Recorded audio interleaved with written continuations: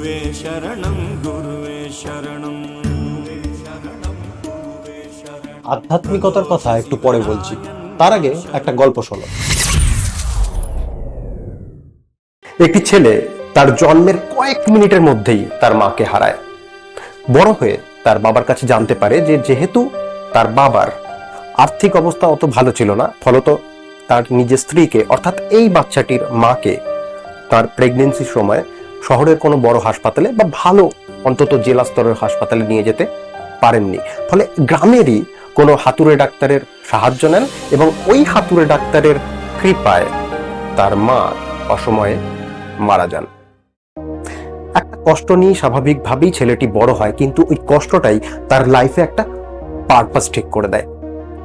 সে এই মানসিকতা নিয়ে বড় হয়, প্রত্যেক মুহূর্তে নিজেকে বলতে থাকে অ্যাটলিস্ট হাজারো দারিদ্র থাকুক, হাজারো কষ্ট থাকুক, আমি একজন ডাক্তার হব এবং আমার মতো হতভাগ্যের সংখ্যা এই দুনিয়াতে কমাতে না পারি, অন্তত নিদেন পক্ষে আমার গ্রামের, আমার জেলার, খুব বেশি হলে রাজ্যের, এটা তো চেষ্টা করতেই পারি। ছেলেটি ডাক্তার হয়, গাইনোকোলজিস্ট হয় এবং আজ গত 20 বছর হলো সফলতার সাথে, তৃপ্তির সাথে ডাক্তারি প্র্যাকটিস করছে। আর তার জন্যই আজকে কয়েকশো শিশু তাদের নিজেদের মায়ের কোলে হেসে খেলে খেলা করতে পারছে। কিন্তু যখনই এই ডাক্তারবাবুর হাত ধরে নতুন কোনো শিশুর জন্ম হয় এবং তিনি ওই সদ্যজাত শিশুটিকে তার মায়ের বুকে তুলে দেন, মায়ের মুখে যে তৃপ্তির হাসি দেখেন, যে যে স্যাটিসফ্যাকশনটা দেখেন, যখনই ওই মা তার শিশুর কপালে চুমু খান, ওই মায়ের মুখে এই ডাক্তারবাবু নিজের মায়ের মুখটা দেখার চেষ্টা করেন। পৃথিবী জোড়া নানান মায়েদের অভিজ্ঞতা, অনুভূতির ওপর লেখা হাজারো বই পড়েন, কিন্তু মায়ের যে অনুভূতিটা, মায়ের যে ফিলিংস তার সন্তানের জন্য, সেটা তিনি অনুভব করতে পারেন না।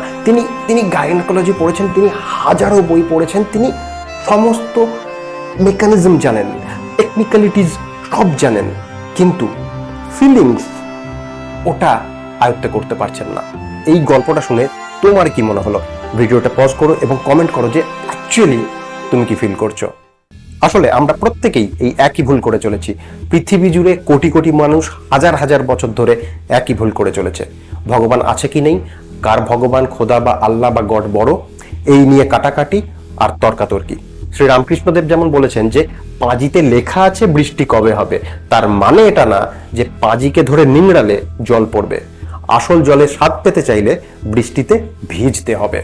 ধরি মাছ না ছুঁই পানি করে মাছ ধরা যায় না। আমি অভ্যাস করি বিপাশনা, এবং এখানে যিনি গাইড বা গুরু যাই বলো, ডক্টর এস.এন. গোয়েঙ্কা, এখন প্রয়াত, ওনার ভিডিও তোমরা ইউটিউবে পেয়ে যাবে। ওনার একটা কথা এই বিষয়ে আমার পারফেক্ট লাগে। উনি বলেন এই বিষয়গুলো নিয়ে, ভগবান আছে কি নেই, কোথায় আছে, কে বড় চেয়ে ছোট, এগুলো হচ্ছে জাস্ট ইন্টেলেকচুয়াল লাক্সারি। এখন তোমার মনে প্রশ্ন জাগতে পারে যে তাহলে কি আধ্যাত্মিকতা নিয়ে কোনো বই পড়বো না, বা এই সাধু সন্তদের এত যে ভিডিওজ অন ইউটিউব সেগুলো দেখবো না, শুনবো না? এর দুটো উত্তর। এক, আসলে তোমার উদ্দেশ্যটা কি? তুমি যদি মনে করছো আমি শিক্ষক হতে চাই, অধ্যাপনা করতে চাই এই জগতে, ফিলোসফি বা এই ধরনের বিষয়ে, তাহলে অবশ্যই পড়তে হবে, ইন ডিটেল পড়তে হবে, যত পারো তত পড়ো, যত পারো তত শোনো। কিন্তু তোমার যদি মনে হয় যে না, আমি নিজে অনুভব করতে চাই ভেতরে যে what the ultimate reality is, তাহলে যে কোনো একজনের পথ ধরো, যে কোনো একটা পন্থা ধরো এবং সেটা ধরে এগোও। সবকিছু ধরতে গেলে না কিছুই ধরা যায় না। এবং দ্বিতীয়, এই সাধু সন্তদের ভিডিওস ওয়েব সিরিজের মতো না যে বিঞ্জ ওয়াচ করে যাচ্ছ, একটার পর একটা ভিডিওস দেখে যাচ্ছ। তোমাকে ওনারা বলছেন, কিছু বিষয়ে উপদেশ দিচ্ছেন, যেগুলো you should implement in your life practically. ওনারা শুধু শোনার জন্য ফর এন্টারটেনমেন্ট পারপাস বলছেন না। ফলে তুমি যদি 10টা 12টা 15টা 20টা ভিডিওস দেখে যাচ্ছ, তুমি ইমপ্লিমেন্টটা করবে কখন? তুমি তো প্রথম যেটা শুনেছিলে ওটাই বেরিয়ে গেছে মাথা থেকে। আগে একটা শোনো, ইমপ্লিমেন্ট করো, তার রেজাল্টটা আস্তে আস্তে দেখতে পাও, then go for the second one. এবং এটা কিন্তু কেবলমাত্র আধ্যাত্মিক জগতের জন্য না, জীবনের প্রত্যেকটা ক্ষেত্রে প্রযোজ্য। তুমি বিছানায় ল্যাদ খেয়ে খেয়ে দেখে যাচ্ছ ভিডিও ইউটিউবে যে কিভাবে 5টি সহজ উপায়ে মেদ কমাতে হয়, ওই চ্যানেলে গিয়ে দেখলে 10টা সহজ উপায়ে মেদ কমাতে হয়। ভাই, ওই লোকটার পরিশ্রমের জন্য, ওই লোকটার ঘাম ঝরানোর জন্য তোমার ভুঁড়ি ঝরবে না। তোমাকে ওই প্রেগনেন্সির মতো পেনটা নিতে হবে 9-10 মাস, তারপরে সন্তানের কপালে চুমু খাওয়ার যে প্রকৃত তৃপ্তি সেটা অনুভব করতে পারবে। বই পড়ে মাতৃত্বের তৃপ্তি অনুভব করা যায় না।